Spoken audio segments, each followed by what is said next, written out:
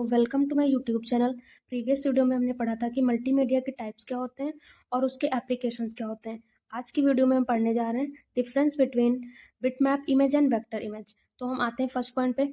Bitmap image are stored as a series of tiny dots called pixels. जो bitmap image होती है वो pixels में स्टोर होती है, जबकि अगर हम वेक्टर इमेज की बात करते हैं तो वेक्टर इमेज जो होती है वो पिक्सल्स में स्टोर नहीं होती है, पिक्सल्स पर बेस्ड नहीं होती है। It is based on the geometrical and mathematical formula. ये जो है ज्योमेट्रिकल एंड मैथमेटिकल फॉर्मूला पर बेस्ड होती है। सेकंड पॉइंट पे आते हैं हम। Bitmap image tend to be larger than vector image. जो बिटमैप इमेज होती है वो इमेज लार्ज होती है हमारी वेक्टर इमेज से। और अगर हम वेक्टर इमेज की बात करते हैं तो इसके अपोजिट जो हमारा वेक्टर इमेज होता है वो बिटमैप इमेज से स्मॉलर होता है।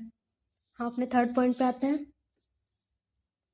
Bitmap graphics can be edited by erasing or changing the color of individual pixels using Adobe Photoshop। अगर हमारे पास कोई बिटमैप इमेज है और हमें उसको एडिट करना होता है या फिर उसमें कुछ चीज़ हमको इरेज करनी होती है तो हम जो है उसके पिक्सल्स में चेंजिंग करके उसके कलर को चेंज करके उसको एडिट कर सकते हैं। और इसको करने के लिए हमारे पास एक सॉफ्टवेयर होता है जो होता है एडोब फोटोशॉप।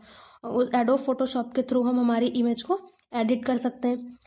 बट अगर हमें वेक्टर इमेज को एडिट करना होता है या फिर उसको मैनिपुलेट करना होता है तो हमें, क्योंकि हमने ऊपर पढ़ा था कि जो वेक्टर इमेज होती है हमारी वो ज्योमेट्रिकल और मैथमेटिकल फॉर्मूला पे बेस्ड होती है, तो इसमें लाइंस एंड कर्व्स होती हैं। तो अगर हमें इसे एडिट करना होता है तो हमें लाइंस और कर्व्स को मैनिपुलेट करना होता है, तब हम इस इमेज को एडिट कर सकते हैं।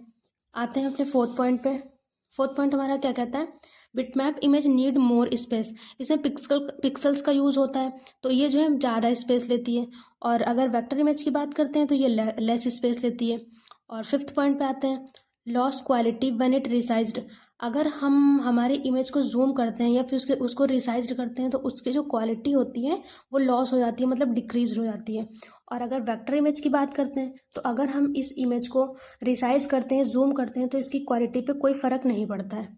फिर आते हैं सिक्स पॉइंट पे। सिक्स पॉइंट हमारा ये कहता है it is costless and vector image जो होता है वो एक्सपेंसिव होता है।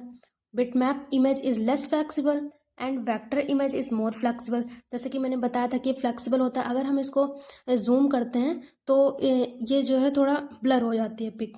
लेकिन अगर हम वेक्टर इमेज की बात करें, उसको हम जूम करते हैं तो उसकी क्वालिटी डिक्रीज नहीं होती है। तो आशा करती हूँ आपको ये वीडियो पसंद आई होगी। अगर आपको ये वीडियो पसंद आई हो तो इसे शेयर और लाइक ज़रूर करें और मेरे चैनल को सब्सक्राइब कर लीजिएगा। Thank you.